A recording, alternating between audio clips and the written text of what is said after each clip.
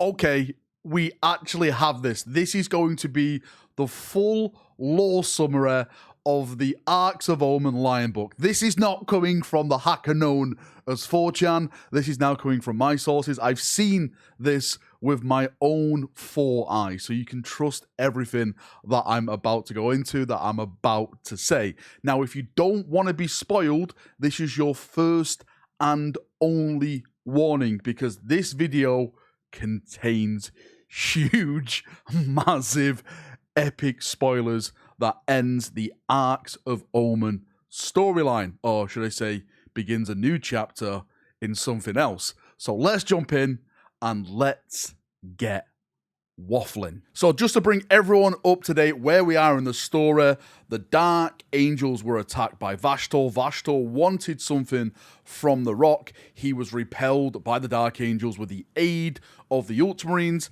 and the Dark Angels are now seeking out vengeance. They're gathering this huge fleet, and they're going to the Somnium Stars where Vashtorr is. Now, the story starts with Lord Dante that has sent his librarians out investigating warp signatures that have been appearing across certain battles in the north of the Imperium, the northern Nihilus, as we like to call it. Now, one of these investigations actually took part on something that we've already seen. Remember that Ark of Omen that was found with, the carnage that was wrought on it with blade bolters? There was some branches left over. It left some type of warp signature on that. Now, they start tracking this warp signature to other big events that have been happening, and they find out that a huge mysterious figure has been leading a group of armored knights. They gather like witness statements who call the figure like the Emperor returned. They actually get to see it on some pic feeds that they managed to recover, and the librarians come to the conclusion that they know who it is, and they give this information over to Dante, and they basically say, like, we know who it is, but we'll leave this up to your judgment. And then we jump over to a Blood Angel ship, where one of the Fallen, who has been redeemed, is sparring on this vessel. And this character's name is called Borz, B-O-R-Z. Hopefully I'm pronouncing that right. Now, he is one of the Redeemed Fallen. I'm actually going to call him the Redeemed from now on instead of the Redeemed Fallen. And they were basically redeemed by the Lion itself. It's actually the Lion who's dueling Borz and a bunch of other of the redeemed Dark Angels on this Blood Angel ship. Now, it doesn't go into any detail how the Lion is on this Blood Angel ship, but I think the link from this is going to happen in Mike Brooks's book, which is going on pre-order tomorrow. So as I was reading this, I was like, how the hell is the Lion on this book? But there's no mention of this at all. But he has now officially linked up with Dante, and the Blood Angels are heading to the Somnium Stars along with the Lion and his redeemed sons. But again, like I said, there's no information in this book how they eventually linked up with the Blood Angels. I'm sure that will come in that novel, which is going on pre-order Saturday. Now, the Redeemed, as they're dueling the Lion, have concerns that they're going to be looked upon as still heretics, as still fallen in the eyes of the Dark Angel, and the Lion basically like puts a hand on their shoulder and says, no, there is no chaos taint in you at all. I have forgiven you for your sins. If there was chaos taint in you, the Lion says, I would have killed you day one. You have now been redeemed. You are serving me, and you are serving the Emperor once again. One of the cool things about this scene as well is that since they're fighting on board this ship, a bunch of Blood Angels, a bunch of Serf have basically just stopped what they're doing. They're like in the doorways, just looking at like the Lion and his immense swordsmanship of skills as he takes on all these redeemed and, you know, gives him his practice and stuff like that. They're literally amazed that another Primarch has returned to Warhammer 40,000. We jump forward in the story, and this is all about the Dark Angels. So Azrael has now gathered a huge force to aid him in his conquest of the Somnium Stars. Many chapter masters, many captains of the Unforgiven have come. With each warp jump they make to the Somnium Stars, the forces grow bigger and bigger. It's actually noted that the forces being gathered now is to the size the Legion was during the days of the Crusade and Heresy. So just imagine the vast amount of Space Marines that are gathering under the banner of Azrael now, all sons of the Lion Of course, it's the Unforgiven. For those of you who don't know, the Unforgiven are all the chapters, a set of chapters that belong to the gene lineage of Lionel Johnson. Now, Azrael and the Unforgiven know they're basically heading into a trap. The reason they know this is that when they were interrogating all the fallen remnants of Vashtor's previous assault on the rock, they all blurted out the location of Vashtor's place. And Azrael's like, of course, this is a trap. They all said it at the same time. We know we're going into the jaws of the beast. The plan is basically to go to this location where Vashtorr is, and with the size of the force they have, spread out, stop themselves from being encircled, and just with the vast amount of firepower, the superiority of the Dark Angels, overcome the odds that are going to be slung at them. We have this like epic moment when Azrael gives the order and the fleet jumps to the final point where Vashtorr is, the system where Vashtorr is, and then we have the scouting fleets of the Dark Angels picking up certain fleets, and the full first stages of the battle begin. Now, me being me, this is probably one of the most epic scenes in the book, because you have this vast void battle, and if there's something I love in 40k, is void battles. You have ships engaging ships, Dark Angel vessels, you know, the Deathwing are doing boarding actions, they're ripping ships from the inside, you know, the powers of chaos are slicing Dark Angel ships open. It's just bloody battles, and this is just the first stage of the battle. They actually start pushing inwards into the sector where the Vashtorr beacon is located, where they've been told Vashtorr is. Now, as they battle through the system, the rock itself begins to experience some type of like warp madness. Its systems begin to break down. Tech Marines are like completely baffled at what's going on. Chaplains and librarians begin chanting litanies and putting up wards and stuff to stave off like demonic incursions. It's literally going insane on the rock, and it's just the rock. It's not the entire Unforgiven fleet. It's just the rock itself. And then the reason of this is made clear, and this is where it goes from 0 to midnight. So they come to the location where Vashtorr and his main forces are, and they discover a planet, a world twisted with rock and metal, dark forest, industrial cities that break the atmosphere. Just think of like a demon world turned all the way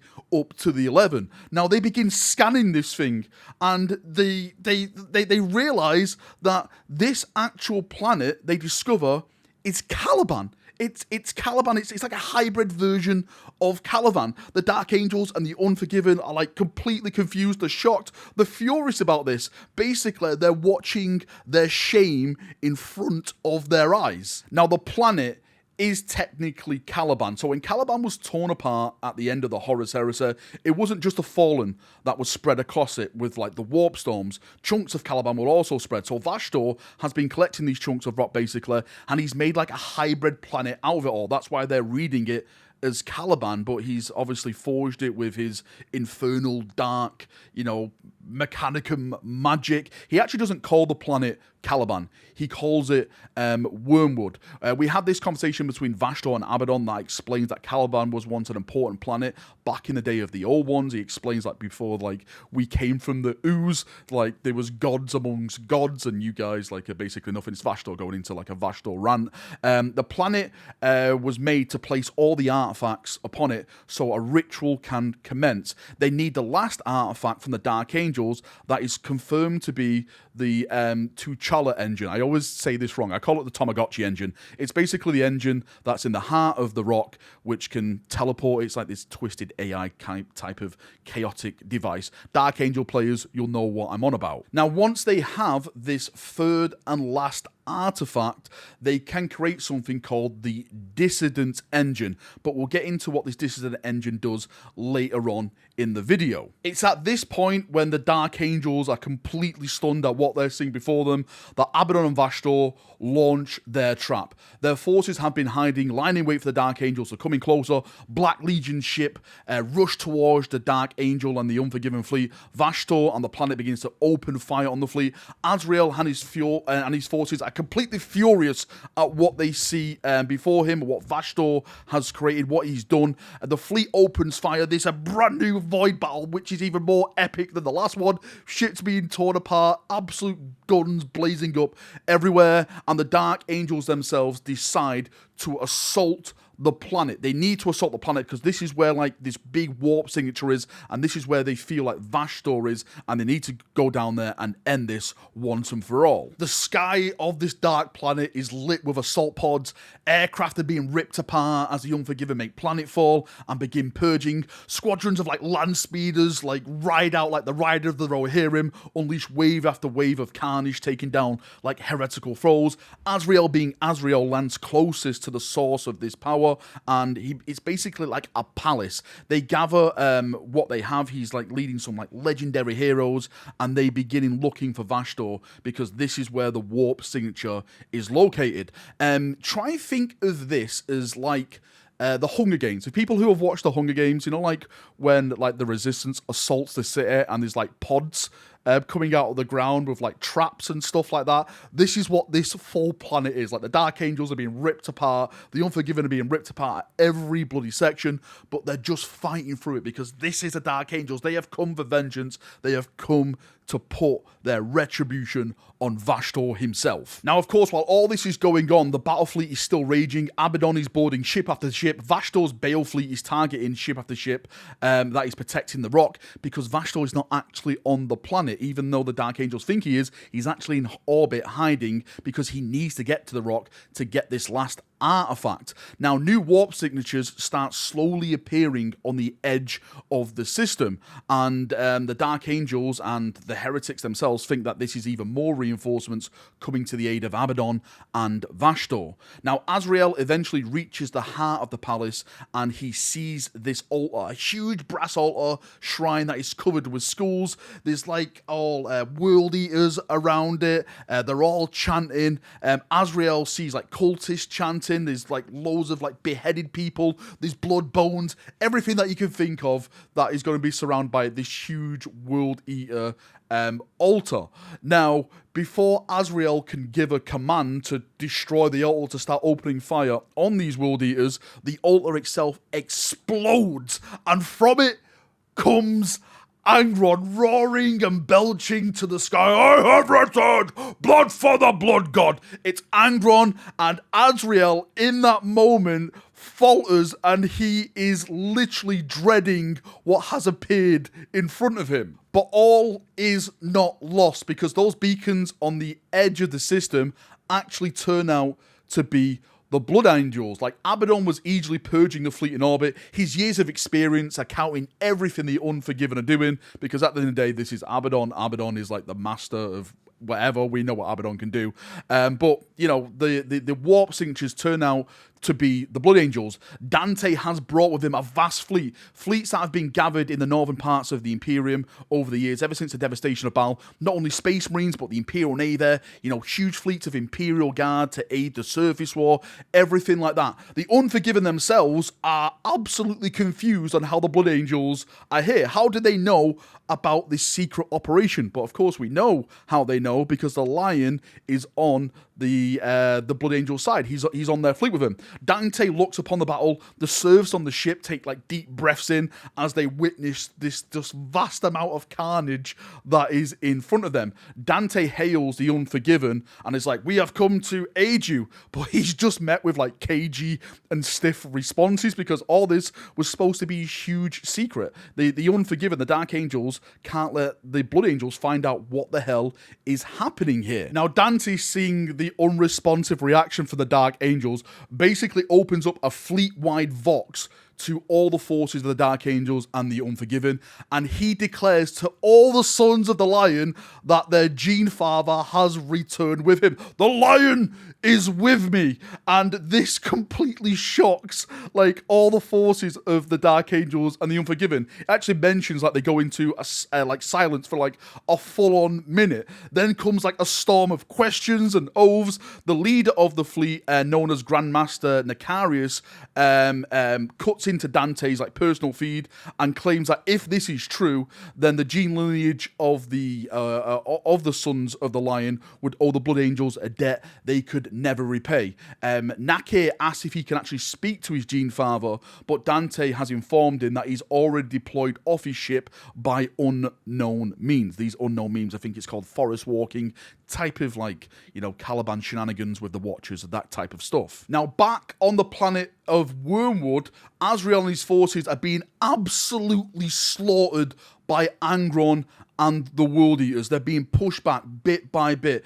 Deathwing are being ripped apart. The Librarians are trying to hold it back, but they're being ripped apart. They are losing this battle. They're falling back into like the Dark City, destroying columns as like defensive locations, everything like that. They actually don't know what's happening in orbit with the Blood Angels, as the scrap code on the planet is basically severed all communication. So they don't know that the Blood Angels have come to their aid. Now, it all seems lost. The Dark Angels are about to be overrun. They're about to be butchered by Angron and his sons, and then a golden light in the heaven appears. The sky itself thunders with fire as drop pods bore down and land to the rear of the World Eaters force. From these drop pods, from these assault crafts, the Blood Angels rise. Jump packs, tanks, bolters, blades, fire tears into the World Eaters. Seeing this, Azrael is absolutely stunned that they've come. He's worried about all the secrets that could be learned by the Blood Angels, but in this moment, he's not caring about that. He rises to his feet, and with a final bell, like he leads like a knightly charge. All the sons of the Lion that are on this planet follow him, and they clash into the World Eaters. They've literally surrounded the World Eaters now. You have the Sons of Sanguinius in the rear and the Sons of the Lion at the front, and it's just like a massive moss fest of just carnage in the middle. And this is not the most epic thing about this, because you have Dante and his Sanguinary Guard, a bunch of the Golden Host, land in front of Angron, who's on this tower, and they begin battling him. It is Dante versus Angron. Now, if we go back to the Void battle, because this is also really important, Vashtorr unleashes his master plan. He manages to get closer to the rock, and with his like warp shenanigans, mechanical shenanigans, he actually manages to communicate with the Tamagotchi engine, the Tuchala engine, if you want to call it that. And he basically says to it, "You should be a prisoner no more. Come with me." And the engine responds with a simple yes. And with that, Vashtorr and the engine vanish into another realm entirely. And then we go back to the surface battle. This is like a tennis match. It's back and forth. There's so much bloody happening. There's so much carnage, bloodshed, purging. Azrael has fought his way through the World Eaters. He looked upon the town in the distance where Dante and his guard were fighting Angron. Angron has absolutely butchered his way through the Blood Angels. Bodies of red and gold and ceramite lay just torn and ripped apart all around him. The banner bearer of Dante is butchered in front of Dante as Angron pushes more and more towards the chapter master of the Blood Angels. Azrael, seeing this, opens fire with his weapons. The Dark Angels that surround Azrael reflect the chapter master of the Dark Angels, and Angron roars with anger. Angron turns his gaze towards Azrael and his warriors, and he's about to leap to meet them. This is where Dante then intervenes. He jumps with his axe to clash and smash Angron in the face, but Angron manages to like backhand him and smash him down, leaving Dante like motionless on the floor. Now Angron, seeing this, turns to the defenseless Dante and is about to strike him down. Dante is about to die, but then in that moment a mist appears, and from the smoke, like this is Stone Cold Steve Austin coming out, right? We have the Lion. The Lion appears, and he puts himself in front of Dante, and he's like, "Come on then," and they begin fighting. It's just like an epic bloody moment. Like Angron himself is stunned for a moment, seeing his brother's return. But this is Angron, right? Angron being Angron just launches himself at this new threat with even more rage and screaming blood for the blood god even more. Now the Lion has come with the guard of the redeemed, and they begin fighting. He actually tells his redeemed sons to go across the battlefield to aid the other Dark Angels. And then we have this absolutely amazing duel with the Lion. The Lion, like, he's shield bashing the face of Angron, making him more bad. What this allows is like Azrael and the second company captain of the Blood Angels to make their way to Dante, and I think there's like 4 remaining Sanguinary Guard, and begin extraction plans. They need to get off the planet. It's all turning to complete chaos. They need to get out of there because at this point the planet is breaking and the power is building because Vashtorr has now all the artifacts and he's beginning to power the planet, which is kind of like a conductor to what this new weapon is going to be. So as the forces of the Dark Angels are falling back, as they go into plans to make for an extraction, we still have this epic duel happening with the Lion and Angron. Now, I'm just going to say this right now. I can't do this justice. It is just sheer awesome. They're rolling around, they're punching each other. It's like a scrap. These two demigods are just absolutely ripping everything apart. Now, what does eventually happen is that Angron is knocked down and the Lion basically gets the Emperor's shield and absolutely just smashes it through the face of Angron. Like, it literally goes through the back of his head. I think it embeds into the metal on the floor behind him. Angron explodes, banished, leaving the Lion as the victor. The Lion is completely exhausted. He knows that he's going to meet his brother again sooner rather than later because of course, Angron cannot be fully banished now. He comes back in 7 days, 7 weeks, 7 hours, whatever it bloody is. He opens his Vox feed and begins to make his way to the Dark Angels and the Blood Angels extraction sites. Now, the extraction battle in itself is a glorious battle. It is just full of nightmarish stuff. These demons, like I said, the pods are ripping the Dark Angels apart still. It's an absolute nightmare of just death and destruction. You have this great unclean one who throws himself at Azrael and his forces. Now he is then saved by Bors, one of the redeemed sons. He tells Azrael to get the brothers to the extraction site, and he'll take a rear guard action. Azrael is absolutely disgusted by him because he puts his hand on Azrael and is like, "Go, brother!" And Azrael's literally wants to slap him because Azrael knows what he really is, even though the Lion may have redeemed him. He was still once a fallen. Now, while all this is happening, they manage to get off the planet. The Lion orders the fleet to retreat. The Lion is getting off the planet as well. To be near the planet while it's awakening means nothing but death. Now, what I mean by the planet is an awakening, it's like a conduit for this device that I mentioned before. All these artifacts are coming together now to make the key.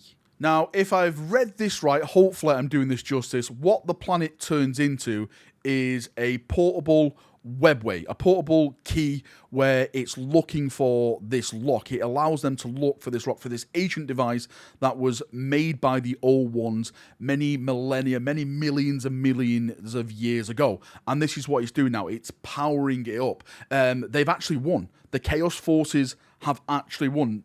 No matter what the Dark Angels have done, yes, they've literally butchered the fleets of the traitors in orbit and stuff. Ships start to overload and blow up and everything like that, but the forces of chaos have actually won. Abbadon's laughing as he achieves victory, but then word reaches him of the Lion's return, and it's with the Lion and Rebooty back, how is this going to affect my plans? Great job, Abbadon. Every time you do a master plan, you manage to bring a Primarch back. Can we please allow Abbadon to get all the plans going so we can have all the Loyalist Primarchs coming back into the setting? That would be amazing, Games Workshop. Now, the outro of the book is from the perspective of Lord Inquisitor Cortez, who learns about the Blood Angels and the Dark Angels who went to the Somnian Stars. He learns that the Lionel Johnson has returned and he's back on the rock, so it's confirmed that the Lion made his way back to the rock. He learned that the enemies have this new weapon that helped them navigate through space, basically, like I said, like a portable webway, and is searching for the lock to unlock whatever this bloody thing is. Now, he orders all his Inquisitorial assets to awaken because he knows the enemy has won. Now, when I say awaken, this is the Inquisition now stepping from the shadows because they have seen what is happening and they are about to go in full-on inquisitorial mode, and that is basically where the book ends, or where this Arks of Omen book ends. Now, just to give you some perspective into how I viewed this, this was an insane book. I actually forgot to mention that Azrael, seeing the lions return, dropped to his knees during the big battle, but he couldn't like crawl himself over to him because, of course, there's a bloody battle going on. A couple of things to mention, which I did mention in the video, is that one, the lion was with the Blood Angels at the start of the book. That is not explained how he got there. As I, again, mentioned, I'm sure that's going to be mentioned in Mike Brooks' book that is going on pre-order on Saturday. 2, the lion has returned to the Dark Angels, but we don't get any information how they're reacting to this. He's back on the rock. I'm sure we're going to get that probably in 10th edition. Maybe it's going to be mentioned in the Mike Brooks novel as well. Maybe that happens after this big event. I'm not too bloody sure what's going to happen with that. I can't wait really to see what happens with that, because I want to see the Unforgiven seeing their liege lord return to them. Not only that, like the redeemed sons that are mentioned in this book, how are the Dark Angels, how is Samael, how the Ravenwing going to react to, fallen that have been pardoned by the lion? Are they going to accept this? There's so many bloody things to go down this road with. There's so many bloody talking points about this, which I am going to be doing videos on throughout of all next week, talking about certain points which I didn't go into a lot of information in this book. Another big point is, of course, that the T'Challa engine, the Tamagotchi engine as I like to call it, is no longer on the rock. Vashtorr has that now on his webway type of weird planet Caliban hybrid thing, and that is going through space looking for the lock, because that is now the official key to unlock whatever this weapon is that used to belong to the old ones. There's so much mad stuff happening in this book. The big thing is, though, of course, as I just mentioned, is that Chaos won. Chaos wins the Arks of Omen. That's the way I'm seeing this. They have everything that they sought, and the Dark Angels couldn't stop him. The Lion couldn't stop it in the end. So I don't know what this is going to have consequences with now going into 10th edition. We know the Tyranids are going to be a massive threat, but what is this big threat now? What this is going to cause now that they have achieved their goal? Super excited, super to see what happens with 10th edition, with all the narrative points that happen in that. Hopefully it's better than some of the narrative stuff that happened in 9th edition, because with the Necron stuff that happened, it kind of felt flat. Like the Silent King, I don't know what's really happened to him now. He's basically been silent, no pun intended. But that's me done. Thank you for coming. Thank you for watching. If you've got any thoughts, feedback, anything like that, post it down below and we can have a nice little talk down there as we always do. See ya. Have a great day and bye-bye.